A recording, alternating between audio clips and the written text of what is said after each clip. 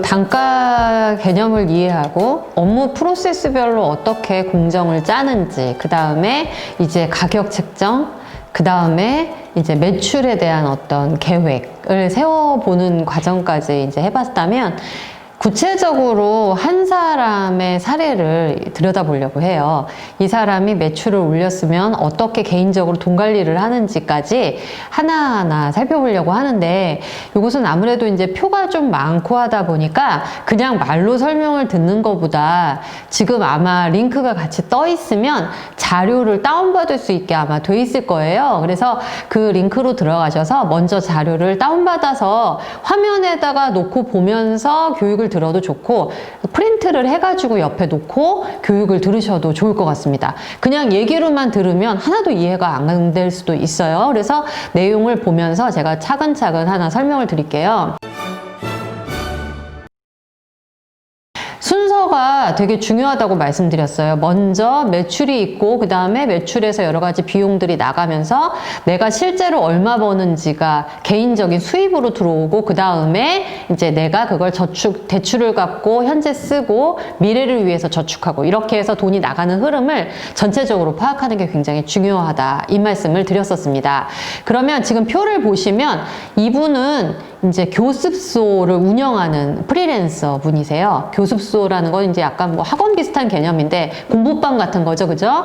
그곳을 이용하는 이제 운영을 하시는 분이신데, 이분 같은 경우는 교습소다 보니까 매출 규모가 엄청 크거나 그렇지는 않아요. 내용 보면 현재 이분이 집계하신 조사하신 내용이 총 매출이 한 200만 원 선인데, 이 중에 고정 지출이 한 50만 원 나가고, 변동 지출로 이제 예를 들어 재료비나 이런 거 뭐 기자재, 그 다음에 애들 학습지 이런 거 이제 하면은 80만 원 정도가 총 들어가서, 아, 나한테 들어오는 돈이 120만 원 정도 되는구나. 그러면 이 120만 원 들어오는 거에서 대출 그걸 받았어요. 그 창업 대출을 받았어요. 그래서 월 한 39만 5천 원 정도가 이제 대출 상환이 되고 있고, 나머지 현재 얼마를 쓰시나 조사를 좀 해봤더니 150만 원 정도를 현재 쓰고 계시고, 그 다음에 저축은 13만 원 정도를 하고 계셨어요. 뭐 청약에 3만 원 넣고 계시고 10만 원 정도씩 이제 자유적금식을 넣고 계셨는데, 문제가 뭐겠어요? 표를 보니까 당장 드러나는 게,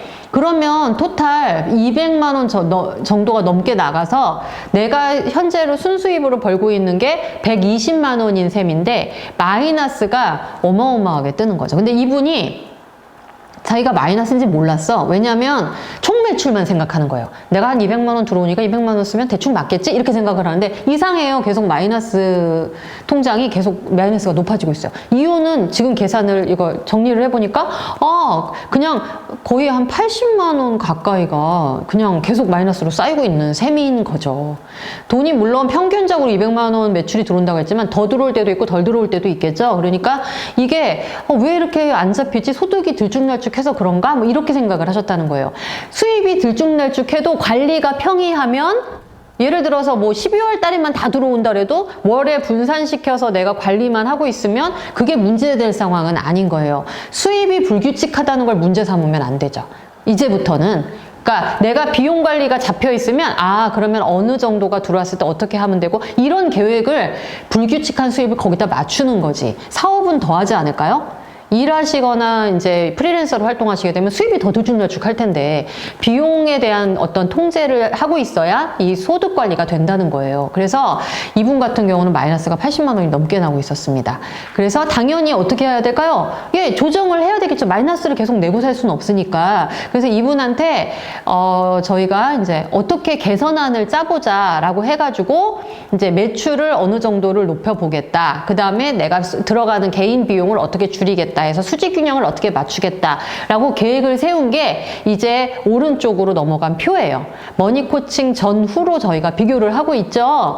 보니까 매출을 한 50만 원 정도 높이겠다 했는데 나는 그냥 높일 거야, 이게 아니죠. 계획을 묻는 거죠. 어떻게 그럼 50만 원 정도 높이겠냐 했더니 원래 이제 뭐 학년이 올라가고 새로운 학년이 들어올 때 원래 이제 뭐 모집을 안 했었는데 옆에 학원이랑 같이 해가지고 이제 모집을 한번 활동을 해보겠다. 맞춰보겠다라는 거라든가 이제 마케팅 계획을 이야기하시더라고요. 그래서 250만 원 정도로 이제 매출을 좀 높여보고 그 다음에 들어가는 비용은 뭐 줄이기가 교습소에 들어가는 비용을 줄이기는 어려운 상태이기 때문에 그게 이제 170만 원으로 수입이 한 50만 원 정도 늘어나게 된 거거든요. 그러면 이거를 이제 부채는 계속 갚아야 되잖아요. 이제 변동이 없고 그 다음에 월 들어가는 나의 생활비를 좀 줄이고 그 다음에 저축액을 10만 원 정도 더 높여보겠다. 이렇게 계획을 세워서 170만 원 정도에 맞춰보겠다. 이렇게 비포 애프터가 나오는 거예요. 그쵸? 그러면 그냥 막 이제 지낼 때하고 이제 계획을 세워서 계획에 맞춰서 지낼 때하고 이제부터 장부 쓰기가 필요한 거죠.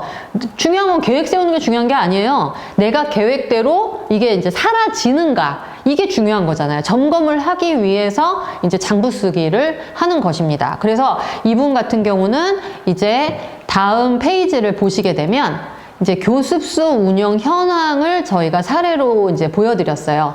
월 평균 매출 내역을 왼편에다 쭉 적게 했습니다.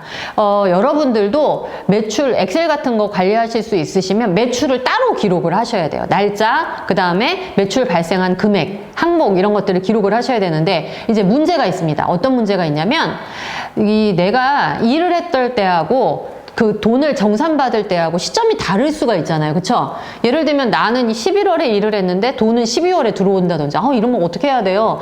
자, 그러면 어떻게 해야 되느냐? 여기 엑셀에 집계를 하실 때 일한 날짜도 써야 되고요. 내가 예상 수령한 그 돈을 수령한 날짜도 따로 쓰셔야 됩니다. 그러면 언제 소입으로 잡혀요? 돈은 일한 날짜로 잡히는 것이 아닙니다. 돈이 실제로 들어온 날짜로 수입을 잡아야 돼요. 무슨 얘기인지 이해 가시죠? 3개월 전에 일을 하고 3개월이 지났다 하더라도 예전에 일했던 걸로 매출을 잡는 게 아니고 내가 이제 돈이 들어오면 왜냐면 돈을 못 받으면 매출이 아니잖아요. 그쵸? 그리고 생각보다 프리랜서들은 일해놓고도 돈 받는 걸 못 챙겨서 잘 못 받은 경우들도 있어요. 어이가 없죠? 남이 안 줘서가 아니라 자기가 그걸 못 챙긴 경우들도 있기 때문에 이렇게 매출 관리를 하는 게 굉장히 중요합니다. 이분도 그냥 학원 교습소생들이 그냥 빤하니까 그냥 아름아름 관리를 하시다가 이번에 처음으로 아이들별로 월별로 들어오고 있는지 이런 것들을 관리를 시작했다고 해요. 그러다 보니까 한 뭐 5일 늦게 주시는 분도 있고 막 이렇잖아요. 다음 달에 그냥 한꺼번에 드리면 안 될까요? 지금 경제가 너무 어렵고 사정이 어려워서 이러는 경우도 있잖아요. 그럼 매출이 막 들쭉날쭉해지는 거예요. 그래서 이런 부분들을 관리하고 나니까 이분이 예전에 안 냈었는데 이번에 받아야 되겠구나 하는 것도 알 수가 있게 됐다 이렇게 표현을 하시더라고요. 그래서 이분 같은 경우는 지금 집계를 해봤더니 217만 원 정도가 일단 들어왔네요. 그쵸? 그러면 고정비는 뭐가 있나 봤더니 월세가 나가는 거하고 교습소니까 이제 장소가 있잖아요. 그러니까 상하수도 요금 나가고 뭐 전기, 인터넷 뭐 이런 게 나가서 아까 이제 한 50만 원 나간다고 그랬는데 48만 원 정도 이렇게 나갔고요. 그다음에 운영비 따로 재료비 따로 구분을 하셨어요. 이거는 여러분들도 참고를 하시는데 내가 운영비로는 애들 간식 사서 먹이고 하는 데는 얼마 들어가는지 그다음에 아이들 교재 사고 문구 사고 하는 거는 두 개가 이제 구분해서 파악을 하고 싶은 거예요. 그래서 이렇게 해서 파악을 해서 두 개를 다 이제 각각의 금액을 합쳐봤더니 아까 얘기했던 한 20만 원 돈 정도 들어가네요. 그래서 이번 달 순수입은 148만 원, 약 한 150만 원 정도가 발생했다는 사실을 이제 이걸 표를 통해서 알 수가 있습니다. 이게 이제 매출과 비용에 대한 현황이겠죠. 자, 그 다음 페이지를 보시게 되면 그러면 나는 어디에 얼마 쓰고 살지 하는 이제 개인의 지출 조사를 해보도록 표가 되어 있어요. 보면 크게 지금 이제 결혼을 안 하신 분 1인 생활자를 지금 기준으로 이 표를 잡은 거거든요. 그런데 저희 푸른살림 카페로 들어가시면 이제 4인 가족이시거나 결혼을 하신 분들을 위한 표 양식이 또 따로 있어요. 그래서 그거를 참고를 하셔서 이제 조사를 해보는 겁니다. 이거는 그냥 써보는 거예요. 왜냐하면 그냥 너 한 달에 얼마 쓰세요 하면 대부분 다 모르시기 때문에 항목별로 하나하나 세부적으로 저희가 조사를 하게끔 이렇게 쓰게끔 표를 아예 만들었어요. 그래서 1번 보시면 고정 비용을 쓰는 란이 있어요. 뭐 월세냐, 뭐 관리비는 얼마 나가냐. 근데 자기가 해당 사항이 있는 것은 쓰면 되고 아닌 것은 안 쓰면 되죠. 이분 같은 경우 교습소는 월세가 30만 원이 나가는데 개인적으로 사시는 집은 월세가 한 20만 원 나가시네요. 그렇죠? 그리고 뭐 보장성 보험료 나가고 있고 종교 뭐 11조 같은 거 내시면 그런 거 나가는 거고 뭐 이런 게 들어가서 고정비가 한 43만 원 들어가고 가족의 행복이다 해서 뭐 명절에 부모님의 어린이날 어버이날에 하면서 가족이 엄청 들어가는데 이거는 매월 들어가는 게 아니에요. 1년에 한두 번씩 들어가는 돈이기 때문에 연간에 썼다가 나누기 12를 하면 월 환산이 되거든요. 그쵸? 그래서 월로 환산을 해서 월 금액이 그러니까 어쩌다 한번 쓰는 거니까 돈 들어가는지 몰랐는데 합산해보니까 그래도 한 달에 돈 10만 원 들어가네. 이제 이렇게 조사가 되는 거죠. 그 다음에 세 번째 보시면 건강한 일상생활, 이게 바로 생활비죠. 내가 이제 먹고 사는데 이제 들어가는 비용인데 여기 보시면 한 30만 원 돈을 내가 먹고 이제 물건 사고 하는데 이제 쓰시는 걸 알 수가 있습니다. 그 다음에 4번 사회활동비. 이건 뭐죠? 내가 사회활동을 하지 않았더라면 들어가지 않았을 비용인데 돈은 그냥 거저 벌리는 게 아니라 내가 또 일을 하려면 또 사회활동을 하려면 돈이 들어가지 않습니까? 대표적인 게 뭐가 있겠어요? 대중교통, 밖에서 먹는 거. 재밌지 않아요? 여기에 보면 식비가 분명히 3번 항목 건강한 일상생활에 식비가 있는데 4번 사회활동비 항목에도 지금 식비가 있죠? 무슨 차이가 있을까요? 왜 기존의 가계부는 식비면 식비끼리 이렇게 집계를 하잖아요. 먹는 건 그냥 먹는 거로. 근데 사람이 이제 생각을 할 때는 내가 이거를 먹고 살기 위해서 먹는 거랑 사람들을 만나가지고 어쩔 수 없이 먹는 거랑 이런 걸 구분해서 알고 싶어 하죠. 그쵸? 그러니까 사회생활을 하느라고 먹는 거, 그 다음에 내가 그냥 생존을 위해서 먹는 거를 구분해서 파악을 하는 거예요. 그러다 보니까 지금 건강한 일상생활은 한 30만 원 돈이었는데 여기도 똑같이 비슷하죠? 모임 나가고 뭐 교제하고 뭐 술도 좀 마시고 차도 마시고 하는 거를 다 집계를 해봤더니 그래도 여기도 한 30만 원 돈 나가는, 무시 못하는 거죠. 그쵸? 그러니까 150만 원이 수입으로 지금 잡혀 있는데 그 중에 사회활동 하느라고 30만 원이 들어가니까 진짜 나의 진짜 순수입은 어떤 거예요? 한 120만 원 정도가 되는구나. 30만 원 어차피 일하느라고 들어가는구나. 이렇게 생각을 하게 되는 거예요. 그러니까 자꾸 내가 원래는 총 매출 나 한 200만 원 버는 것 같은데 라고 했다가 그 다음에 한 150 버는 것 같은데 아니 근데 여기에서 또 내가 일하느라고 들어가는 거 빼면 그냥 가져가는 돈 120만 원인 거네. 그러니까 이런 거를 가처분 소득이라고 표현하거든요. 그러니까 내가 진짜 실제 가져가는 돈이 얼마인지를 아는 게 되게 중요해. 왜냐면 200만 원을 버는데 돈이 다 어디 갔나 이런 생각을 할 필요가 없는 거예요. 다 들어가야 될 때 이미 들어가고 실제 쓸 수 있는 돈이 얼마인가 이런 부분을 아는 게 굉장히 중요하다는 거죠.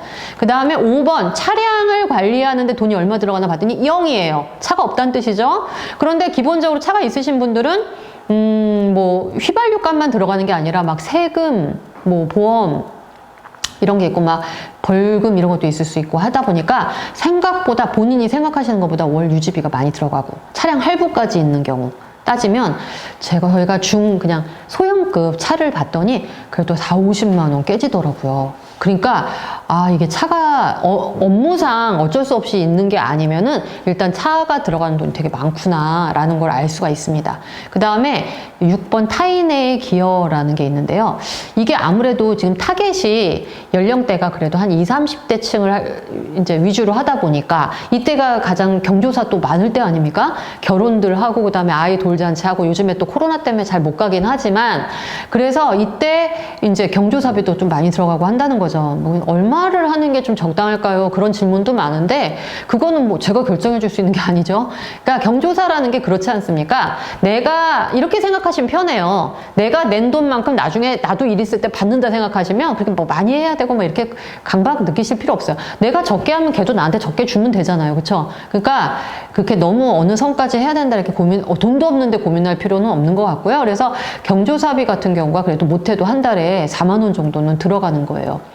그 다음에 폼나는 일상생활이라고 표현을 했는데 풍요로운 일상 8번, 7번 폼나는 일상 이렇게 구분을 했어요. 왜 그랬냐면 하나는 옷이나 겉을 이제 우리 과시적 속성 배웠죠? 네, 이제 옷하고 예쁘게 머리도 좀 하고 뭐 신발도 좀 사고 이런 거랑 하나는 저 여행도 좀 가고 책도 사서 보고 뮤지컬도 보고 하는 그런 비용을 구분을 해본 건데 이때 이제 예를 들어 연애를 하거나 사귀는 사람이 있다 하면은 이 중에 어떤 거가 또 하나의 항목을 생성할 수도 있고 어느 곳에 들어갈 수도 있죠. 아, 데이트하는데 우리는 주로 뮤지컬을 보거나 뭐 그런다 그러면은 그거를 뭐 풍요로운 일상에 넣어도 되고, 아, 나는 데이트 항목을 따로 만들어야지 해가지고 따로 만들어서 자기 사귀는 사람이랑 자기랑 같이 돈을 합산해서 그걸로 가계부를 같이 써나가는 그런 친구들도 있더라고요. 요즘에는 저희가 교육을 안 해도 스스로 알아서도 잘하는 그런 친구들이 많더라고요.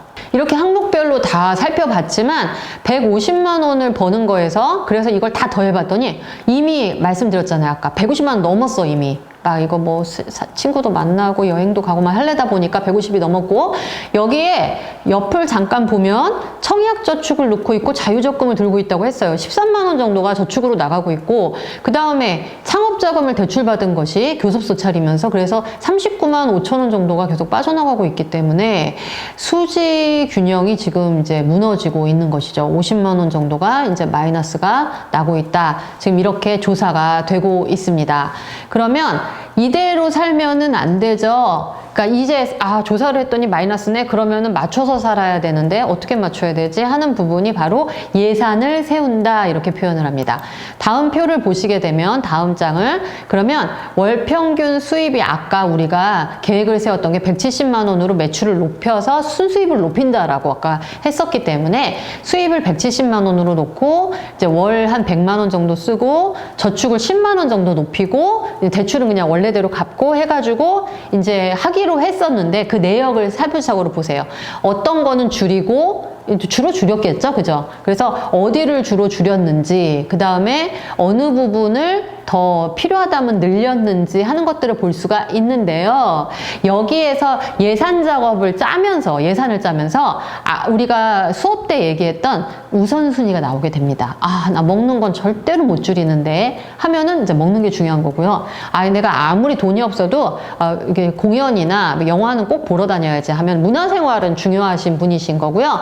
나 옷 사는 건 줄일 수가 없는데 하면은 옷은 되게 중요한 거죠. 대신에 내가 중요하게 생각하는 걸 그대로 유지하려면 다른 거를 많이 좀 줄여야 돼요. 근데 약간 역효과 중에 하나를 제가 본 게 있어요.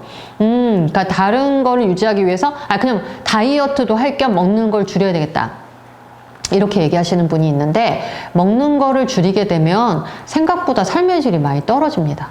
그러니까 그거 쉽게 결정할 문제가 아니더라고요. 그래서 또 실패하고, 그러니까 다이어트 자체는 뭐 건강을 위해서 뭐 좋을 수도 있고 하지만 그 먹는 문제를 너무 쉽게 생각하시면 안 될 것 같아요. 확 줄였다가 다시 또 막 폭식하고 막 이러는 경우 많이 봤고, 그 다음에 삶의 질이 떨어지면 우울감도 증가하게 되고 돈에 대해서 더 좀 안 좋은 철학을 갖게 될 수도 있고 하기 때문에 삶의 질을 유지하는 선에서 어느 것을 내가 먼저 우선순위로 할 것인지를 이제 결정하는 문제는 되게 중요한 것 같습니다.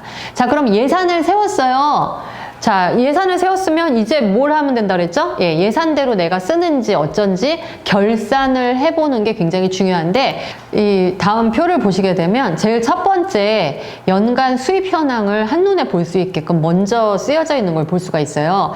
우리가 수입 집계를 여기다 한꺼번에 못해요. 이 종류가 많고 이러다 보니까. 그래서 따로 집계를 하시라고 아까 설명을 드렸었는데, 그 집계된 어떤 총액 있죠? 내가 그래서 5월달에 얼마 벌었고 6월달에 얼마 벌었는지를 여기다 집어넣어서 한눈에 좀 현황을 볼 수 있게끔 이렇게 정리를 하시면 됩니다. 근데 내가 이제 주 수입원이 있을 수가 있고요. 그 다음에 어떤, 예를 들어 이분 같은 경우 교습소가 주 수입원인데 주말에 아르바이트를 하셨대요. 그래서 아르바이트 한 수입을 비정기 수입으로 잡아서 지금 8월달 보시게 되면 20만 원이 발생이 돼 있잖아요. 그래서 합치니까 그래도 180만 원, 한 190만 원 정도를 버신 거죠. 이렇게 수입을 합산을 하게 돼 있고요. 지금은 이제 4개월 정도만 이분이 기록을 하셨기 때문에 그걸 사례로 보여드리지만, 이걸 꾸준히 12월까지 작성을 하시게 되면 내가 1년 동안 얼마를 총 벌었구나, 나누기 12를 하시게 되면 월 평균 얼마를 버는 셈이구나, 그거에 맞게 생활 규모를 계획을 세울 수가 있으니까 소득이 들쭉날쭉 하더라고 해도 나는 그 생활 계획에 맞춰서 이제 생활을 안정시킬 수가 있는 것이죠. 자, 그 다음에 두 번째 표 내려가 보시게 되면 고정 지출을 지금 볼 수가 있는데요. 이분 같은 경우는 지금 항목이 여기 있죠. 그래서 고정지출은 매번 가계부를 쓸 필요가 없이 그 앞에다가 그 날짜에 나가는 돈만 이렇게 기입을 해놓으면 관리가 되지 않겠습니까? 그러다 보니까 핸드폰 요금을 여기서 하고 뭐 대중교통 그 다음에 이제 후원하는 거 이런 것들을 다 여기다 집어넣었어요. 여기 보시게 되면 핸드폰 요금 같은 경우 그때그때 다른데 재밌는 게 있어요. 이렇게 하시다 보면요, 가로축으로 쭉 보면 아, 내가 핸드폰만으로 1년 동안 얼마를 쓰는구나, 월평균 얼마 쓰는구나 하는 통계가 나오고요. 세로축으로는요, 그 달에 고정비용이 얼마 나가는구나, 두 가지의 통계를 알 수가 있습니다. 그러다 보니까 예를 들어서 저 같은 경우는요, 고정비용을 째려보면서 아, 여기 이게 생각보다 뭐 3만 얼마인데 1년을 합산하니까 30만 원 돈 되고 막 이게 생각보다 많이 나가네 해가지고 하나하나 없애봤었어요. 예를 들면 렌탈, 그러니까 뭐 이렇게 비데나 뭐 정수기나 이런 걸 렌탈하지 않습니까? 생각해보니까 제가 집에서 물도 별로 먹지도 않고 해가지고 그런 렌탈을 없애봤더니 이게 줄어드는 게 확확 보이는 거예요. 그래서 이것저것 여기서 정리 하나씩 해보는데 제가 하다가 집에서 별로 맨날 나가고 이제 집에 늦게 들어오고 하니까 인터넷도 별로 안 쓰는 것 같아가지고 인터넷도 한번 제가 끊어봤어요. 근데 죽을 뻔했죠. 예, 인터넷을 많이 쓰더라고요. 그래서 다시 연결을 하고 이런 식으로 돈을 아끼자는 게 아니라 하나하나 안 해보서 줄여들 수 있나 이런 실험을 기록하지 않으면 생각을 안 해보게 돼요. 저는 이렇게 해가지고 한 달에 한 20만 원 돈이 줄어들어서 그거를 그대로 한번 적금을 넣어봤어요. 적금을 넣어봤더니 1년 후에 타는 돈이 이자 같은 거 생각 안 하고 얼마예요? 240. 20만 원씩 1년 모으면 그냥 나갔던 돈, 그냥 생각 없이 나갔던 돈을 내가 줄여가지고 20만 원을 했더니 240. 240이 적은 돈 아니죠, 그쵸? 그렇게 해가지고 내가 필요했던 거 하나라도 더 구입한다든지 뭐 여행을 12월에 나만을 위한 여행이야. 저는 그거를 계획했었거든요. 추운 때 더운 나라를 좀 가서 살자, 한 달 살자, 뭐 이런 거 괜찮지 않습니까? 이런 거를 한번 계획을 세워가지고 그렇게 해서 비용을 줄여서 그렇게 나를 위해서 더 나은 삶을 위해서 쓸 때 그때 이제 돈 버는 재미하고 삶의 만족도가 달라지기 시작하는 거예요. 그래서 무조건 아끼자는 취지가 아니라는 거. 자, 그 다음에 이제 변동 지출을 알아봐야 되는데 변동 지출은 잠깐만 다음 페이지를 한번 넘겨보도록 하겠습니다. 예, 다음 페이지를 보시게 되면 우리가 아까 예산을 세웠던 것들 대비로 결산을 할 수 있게끔 표가 구성이 되어 있는데요. 기존의 가계부는 날짜별로 쓰게 되어 있는데 날짜별로 집계해서 내가 예를 들어서 오늘 뭐 시장 보고 책 사고 뭐 장 봐가지고 들어오고 뭐 친구들 만나서 뭐 차 마시고 이거 하루에 7만 원 썼다 8만 원 썼다 무슨 의미가 있어요? 그게 중요한 게 아니라 아, 내가 먹는 데는 얼마 썼고 사회생활 하는데 얼마 썼고 이런 식으로 아까 예산을 세워놓은 거 대비로 얼마 썼는지 결산해 보는 게 되게 중요하거든요. 그러니까 예산보다 많이 썼나 적게 썼나를 알아보기 위해서 장부를 쓰는 거잖아요, 그쵸? 그러니까 여기 보면 생활비 예산이 보니까 21만 원인데 그래서 보니까 여기 보세요. 뭐 고구마 사고 닭가슴살 사고 뭐 이런 거 점심 먹고 간식 먹고 이런 건 다 여기다 썼고 그 다음에 같은 날이라도 저녁 모임에 갔던 것은 사회활동비로 넣었잖아요. 날짜는 기억을 돕기 위해서만 메모를 하는 거고요. 날짜별로 집계하지 않았어요. 그렇게 해서 세로로 쭉 더하기만 하면 예산에서 그 집계된 금액을 빼면 이번 달이 흑자인지 적자인지를 항목별로 알 수가 있죠, 그쵸? 그래서 여기 보시게 되면 아, 이분은 생활비는 마이너스가 났는데 나머지 사회활동비나 가족의 행복이나 이런 것들은 돈이 마이너스가 안 났는데 그게 중요한 게 아니라 가족의 행복 이런 것들은요 매달 나가는 돈이 아니에요. 이렇게 점점 안 쓰면 점차 모였다가 한꺼번에 나가고 뭐 생일에 나가고 어린이날에 나가고 이런 식으로 나가잖아요. 그러니까 이게 흑자 적자가 중요한 게 아니라 아, 이렇게 모였다가 한꺼번에 나가는 달도 있겠구나 하고 모았다 쓰는 훈련을 여기서 장부를 쓰면서 하게 됩니다. 그래서 여기 보시게 되면 해당 항목별로도 결산을 해서 플러스인지 마이너스인지를 보고 이제 플러스가 나면 플러스가 난 대로 다음 달로 2월을 시키고 마이너스가 나면 마이너스가 난 대로 다음 달로 2월 시키고 이렇게 이제 장부를 써나가는 거예요. 이해 가시죠? 그렇게 해서 총 집계를 해봤더니 우측 꼭대기에 58만 6천 원 정도가 이제 이번 달에 변동 지출로 쓴 개념이라면 다시 앞에 표로 오겠습니다. 연간 현금 흐름 연간 현황표로 다시 오게 되면 변동지출 합계 칸에 그 변동지출 금액을 그대로 가지고 와서 58만 6천 얼마였죠? 그거를 이제 집어넣고요. 그 다음에 대출 상환 빚을 갚아 나가는 게 지금 지출에서 빠졌었기 때문에 여기 빚을 갚는 금액 39만 5천 원을 더했더니 이번 달 진짜 나 쓴 금액 147만 7,468원이라는 돈이 집계된 걸 볼 수가 있습니다. 여기서 끝이 아니에요. 예산 외 특수지출액이라고 써있는 항목이 그 아래에 나오는데, 이거는 기존에 원래 쓰고 살았던 그런 돈이 아니라 예산에 없었던 돈, 예를 들면 갑자기 냉장고 고장났다든지 노트북이 고장났다든지 해서 갑자기 들어간 돈에 대해서 병원비가 많이 들었다든지 하면 별도로 이제 그 옆에 보시면 변동지출표 옆에 보시면 메모란이 있어요. 그 메모란을 활용하셔서 거기에 별도로 집계를 해서 이제 앞에 그 연간 현황표에서는 바로 이 칸에 예산 외 특수지출액 칸에다 그 돈을 집어넣습니다. 왜 그래요? 병원비가 한 300만 원 들었는데 그거를 생활비에 집어넣게 되면 생활비 평균이 뛰어버리잖아요. 그러면 내가 평상시 살아가는데 얼마가 필요한지 기초 통계가 이제 잘 안 잡히게 되는 거죠. 원래 나 한 달에 한 120만 원이면 사는데 이번에 병원 가가지고 이게 평균이 뛰었구나 이렇게 되기 때문에 기초생활은 기초생활대로 가고 어쩌다 들어간 돈은 어쩌다 들어간 돈대로 따로 이제 집계를 해보는 게 내가 보기에 파악하기에 편하다는 거죠. 그 다음에 저축이 되게 헷갈리는데요. 저축은 내가 쓰는 돈은 아닌데 어쨌든 이번 달에 나가요. 그쵸? 그러니까 따로 이렇게 집계를 해서 처음에 통계는 147만 7천 원은 쓴 돈이고요. 그 다음 밑에 160만 원 돈은 나간 돈입니다. 그러니까 수지 균형을 맞추기 위해서는 우리가 저축도 포함을 시켰었죠. 그쵸? 대출, 쓴 돈, 저축 세 가지를 더했을 때 수지 균형을 맞추는 거였었기 때문에 148만 원 돈이 들어왔을 때 그 다음에 내가 나간 돈이 160만 원이라면 이번 달은 마이너스로 12만 원 돈 정도가 발생이 됐구나. 이렇게 결과를 얻는 것이 굉장히 중요합니다. 이해 가시죠? 그렇다고 마이너스가 난 거, 플러스가 된 거 이런 거에 일희일비하실 필요가 없어요. 우리는 연간 현황을 살펴볼 거거든요. 이렇게 마이너스가 나기도 하고 또 어떨 때는 플러스가 나기도 하고 하면서 진짜 1년 통계를 내봤을 때 그래서 최종 이제 우측 하단부를 보시게 되면 최종 내가 얼마가 남았구나, 모자랐구나, 마이너스가 됐구나를 보고 월 평균 얼마 정도씩이 마이너스가 났구나, 플러스가 났구나를 보게 되면 만약에 마이너스가 났다 그러면은 그러면 내년도에서는 이 정도를 더 줄여서 예산을 잡아야 되겠구나. 내지는 돈을 좀 더 벌어야 되겠구나. 이런 식의 예측을 할 수 있게 되고요. 만약에 플러스가 됐다. 연간 결산을 해봤더니 마이너스 플러스 막 나오다가 결론적으로 연간 한 30만 원 돈, 월 평균 한 3만 원 돈의 흑자가 발생이 됐다라고 한다면 이 돈은 추가로 저축을 해도 좋구나 하는 결과를 얻게 되는 것입니다.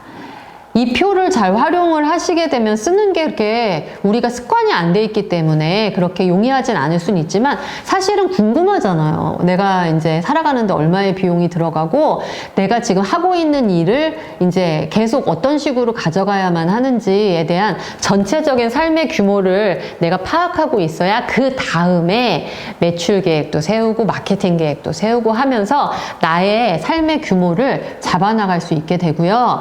이거를 쓰신 분들을 제가 수많은 사람들을 상담을 하고 교육을 했어요.